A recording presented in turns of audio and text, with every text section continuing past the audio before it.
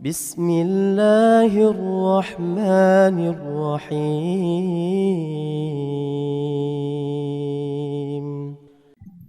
إن الحمد لله نحمده تعالى ونستعينه ونستغفره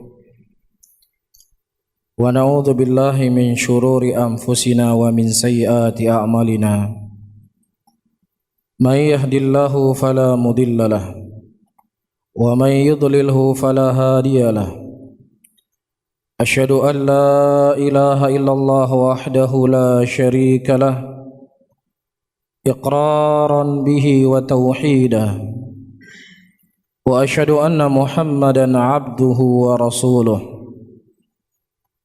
يقول الله تعالى في كتابه الكريم يا أيها الذين آمنوا اتقوا الله حق تقاته ولا تموتن إلا وأنتم مسلمون يا أيها الناس اتقوا ربكم الذي خلقكم من نفس واحدة وخلق منها زوجها وبث منهما رجالا كثيرا ونساء واتقوا الله الذي تساءلون به والأرحام إن الله كان عليكم رقيبا يا أيها الذين آمنوا اتقوا الله وقولوا قولا سديدا يصلح لكم أعمالكم ويغفر لكم ذنوبكم ومن يطع الله ورسوله فقد فاز فوزا عظيما فإن أصدق الحديث كتاب الله وخير الحدي حدي محمد صلى الله عليه وسلم وشر الأمور محدثاتها فإن كل محدثة بدعة وكل بدعة ضلالة وكل ضلالة في النار أعاذنا الله وإياكم عن النار. Saudara-saudaraku kaum muslimin, jamaah Jumat yang dimuliakan oleh Allah Rabbul Alamin, tidak ada sesuatu apapun yang terjadi di muka bumi ini kecuali itu adalah sesuai dengan ketetapan dan ketentuan yang datang dari Allah Rabbul Alamin. Tidak akan pernah ada meleset dari ketentuan Allah Rabbul Alamin. Allah Subhanahu wa taala menyebutkan di dalam ayatnya, wa khalaqa kulla syai'in faqaddarahu taqdira. Dia adalah Allah yang menciptakan segala sesuatunya dan Allah telah mengukur dengan ukuran yang terbaik. Dan juga Allah Rabbul Alamin menyebutkan di dalam ayatnya, inna kulla syai'in khalaqnahu biqadarin. Sesungguhnya segala sesuatu itu kami ciptakan dengan takdir. Oleh karena itu saudara-saudaraku muslimin, di antara hal yang akan memberikan ketenangan, kesejukan jiwa buat kepada seorang muslim di tengah Allah memberikan kepada mereka musibah adalah memahami takdir dengan benar. Dari dua ayat yang telah saya nukilkan menunjukkan kepada kita segala sesuatu yang terjadi di muka bumi ini, apakah itu perkara yang baik ataukah itu perkara yang jelek, itu semua adalah ketetapan yang telah ditentukan oleh Allah Rabbul Alamin. Tetapi yang membedakan saudara-saudaraku muslimin, ketika kita berbicara sesuatu yang baik dan sesuatu yang jelek, tidak kembali kepada Allah Subhanahu wa taala sesuatu kejelekan. Tetapi apabila kita berbicara tentang perbuatan Allah, maka perbuatan Allah adalah sesuatu yang sempurna, tidak ada kekurangan di dalamnya. Allah menentukan terjadi pandemi corona di tahun sekian dan sekian. Ketika perbuatan itu kembali kepada Allah, maka tidak ada kejelekan apa yang telah Allah Subhanahu wa taala tetapkan. Oleh karena itu Nabi SAW menyebutkan dalam hadisnya, asyarru laisa ilaik. Adapun kejelekan wahai Allah itu tidak kembali kepadamu. Namun apa maksudnya beriman kepada takdir yang baik dan beriman kepada takdir yang jelek? Dampak baik dan jelek itu kembali kepada manusia itu sendiri. Tidak kembali kepada sifat Allah kejelekan, karena sifat Allah sempurna. Ini saya tekankan kembali. Tetapi baik dan jelek itu kembali kepada manusia itu sendiri. Allah menakdirkan kepadanya mendapatkan rezeki, mendapatkan kemudahan-kemudahan. Ini merupakan kebaikan untuk dirinya. Dan terkadang Allah Subhanahu wa taala memberikan dia penyakit. Allah Subhanahu wa taala memberikan musibah untuk dirinya, maka ini merupakan kejelekan yang kembali kepadanya. Namun para hadirin yang dimuliakan oleh Allah, perlu kita ketahui, segala sesuatu yang Allah takdirkan kepada seseorang itu jelek, tidaklah jelek secara keseluruhannya. Ada hikmah di balik itu semuanya. Ada di antara hikmah tersebut kita ketahui, dan ada di antara hikmah tersebut yang tidak kita ketahui. Namun apapun yang Allah takdirkan, pasti ada hikmah untuk manusia itu sendiri. Nah, ketika kita berbicara bahwasanya takdir, ketika kembali kepada manusia itu ada unsur baiknya, ada unsur jeleknya, maka Rasulullah SAW telah memberikan kepada kita petunjuk bagaimana kita menyikapi takdir ketika takdir itulah jelek untuk kita. Rasulullah SAW menyebutkan hadis yang diriwayatkan oleh Imam Muslim dari hadis Abi Yahya Salim bin Sinan radhiyallahu taala anhu. Nabi SAW mengatakan, ajaba li amri mu'min, inna amrahu kulluhu khair wa lam yakun dzalika illa lil mu'min. Sungguh sangat aneh keadaan orang-orang beriman, dan tidak ada yang memiliki sifat seperti ini kecuali hanya orang-orang beriman saja, kata Rasulullah. Apabila mereka diberikan kenikmatan oleh Allah, nikmat tersebut mereka syukuri. Dan ketika mereka diberikan musibah oleh Allah Subhanahu wa taala, maka mereka bersabar dengan musibah yang Allah berikan kepada mereka. Tidak ada sifat yang ketiga bagi orang-orang yang beriman. Tidak ada sifat yang keempat bagi orang-orang yang mereka mengaku beriman kepada takdir yang baik, mengaku beriman kepada takdir yang jelek. Sifat orang beriman hanya dua. Dia mensyukuri nikmat yang Allah berikan kepadanya, dan dia bersabar dengan ujian dan cobaan yang Allah Subhanahu wa taala berikan kepadanya. Namun para hadirin, perlu untuk kita ketahui, ketika Allah Subhanahu wa taala menakdirkan sesuatu kepada kita berupa musibah, apakah itu bencana alam ataukah itu berupa penyakit, perlu kita ketahui Allah memiliki tujuan yang sangat besar di balik itu semuanya. Allah Subhanahu wa taala menyebutkan di antara ayat-ayatnya dalam Al-Qur'anul Karim, "Wa ma nursilu bil ayati illa takhwifa." Dan tidaklah kami mendatangkan kepada mereka dari ayat-ayat kami, dari tanda-tanda keagungan dan kebesaran kami, kata Allah, illa takhwifa, kami ingin menakut-nakuti hamba-hamba kami. Apakah ada rasa takut pada diri mereka ketika Allah Subhanahu wa taala menampakkan sebagian kecil dari keagungan dan kebesarannya? Ini yang Allah Subhanahu wa taala inginkan kepada kita, saudara-saudaraku muslimin. Kalau seandainya bencana atau musibah yang Allah timpakan kepada kita hari ini yang tidak pernah terfikirkan dalam pikiran kita, namun tidak membuat kita merasa takut kepada Allah Rabbul Alamin, iya, apa akan kita jawab di hadapan Allah ketika manusia kelak dibangkitkan semua di yaumul qiyamah? Hilang semua pakaian-pakaian jabatan yang dia miliki, hilang semua kedudukan sosial yang tinggi dia miliki. Semua manusia akan di hadapan Allah Rabbul Alamin.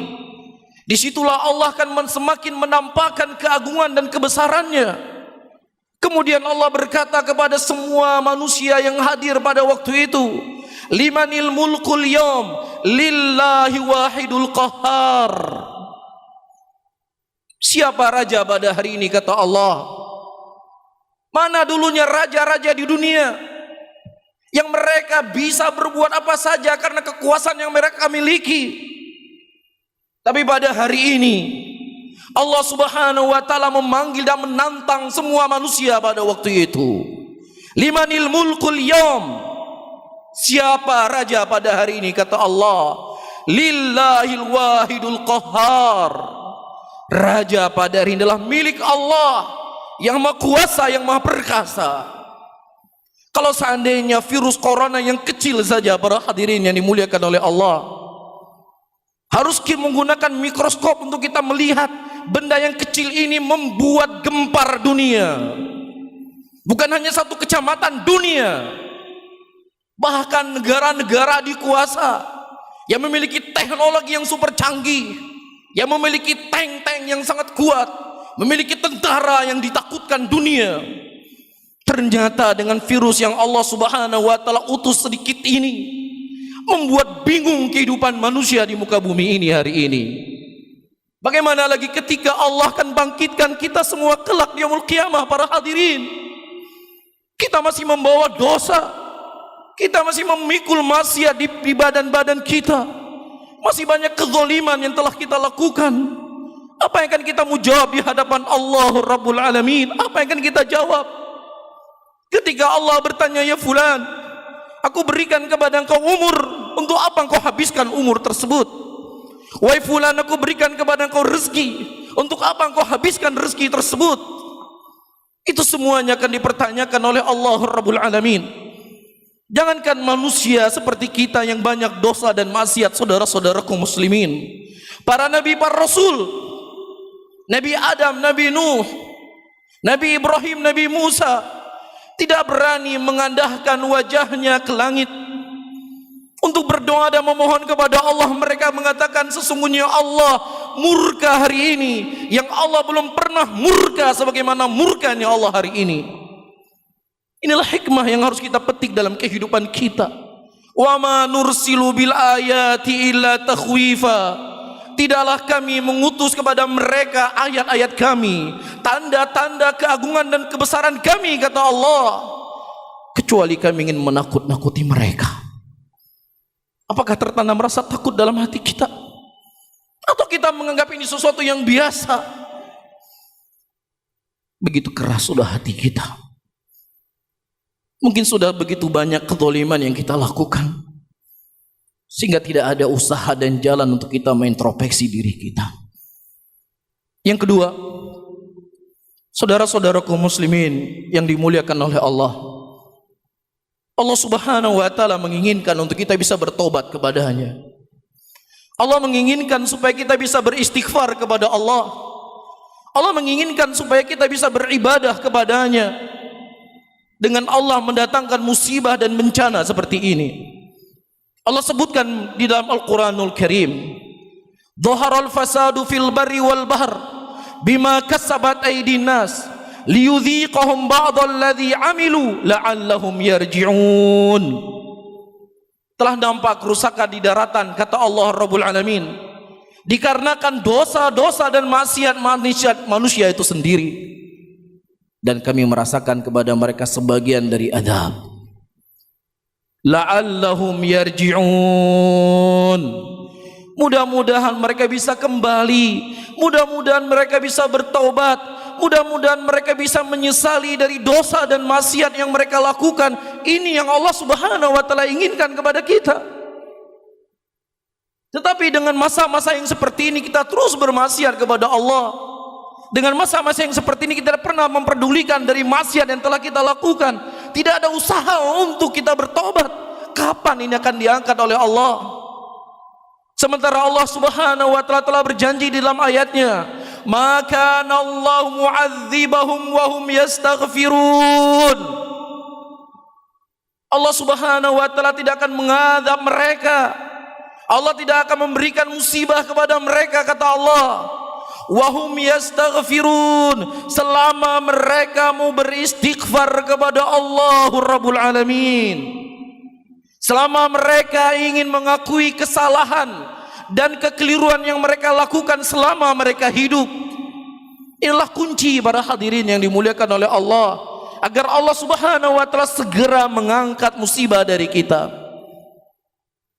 Memakai masker, mencuci tangan, menjaga jarak, ini adalah sesuatu cara dari cara-cara yang harus kita gunakan untuk menghindar penyakit tersebut. Ini merupakan bentuk tawakal kita kepada Allah Rabbul Alamin. Kita patuhi. Namun kalau seandainya ini aturan tetap kita jalankan, dalam arti kata kita pakai masker, kita jaga jarak, kita cuci tangan, tetapi maksiat dan dosa terus berjalan. Iya, orang-orang masih juga meninggalkan sholat, perzinahan masih juga jalan, riba juga masih jalan. Kita khawatir Allah Subhanahu wa taala tidak mengangkatkan ini dari kita para hadirin.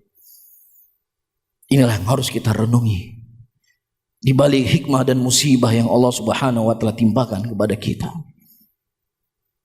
Dan yang terakhir, para hadirin yang dimuliakan oleh Allah Subhanahu wa taala, ketika manusia tidak mengajak manusia kepada yang ma'ruf, tidak mencegah kemungkaran, atau manusia itu sendiri tidak mau meninggalkan dosa dan maksiat, Allah Subhanahu wa taala punya cara agar bagaimana manusia bisa meninggalkan maksiat. Dan itu kita bisa lihat hari ini, bagaimana maksiat berhenti secara terang-terangan. Ya, tidak seperti terjadinya pandemi corona sebelumnya. Ini menunjukkan apa?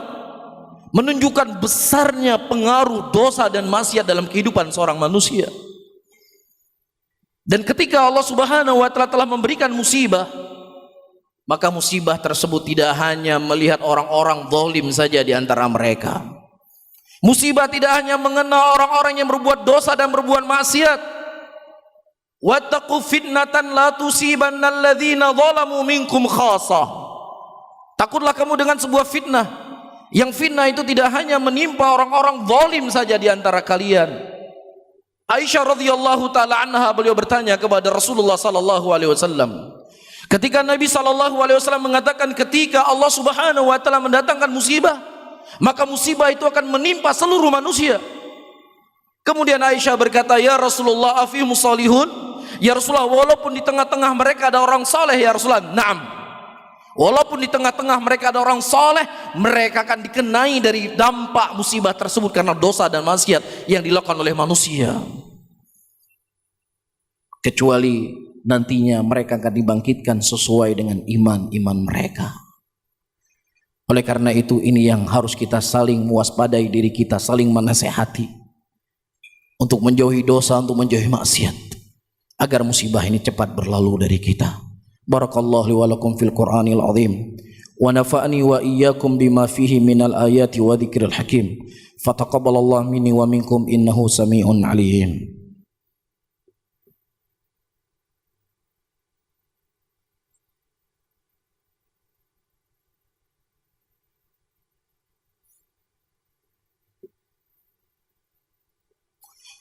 Alhamdulillah.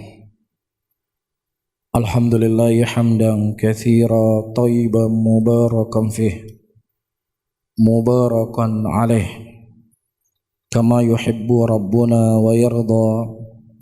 Wa usalli wa usallim ala nabiyyina al-karim Muhammadin wa ala alihi wa ashabihi wa man tabi'ahum bi ihsanin ila yaumiddin.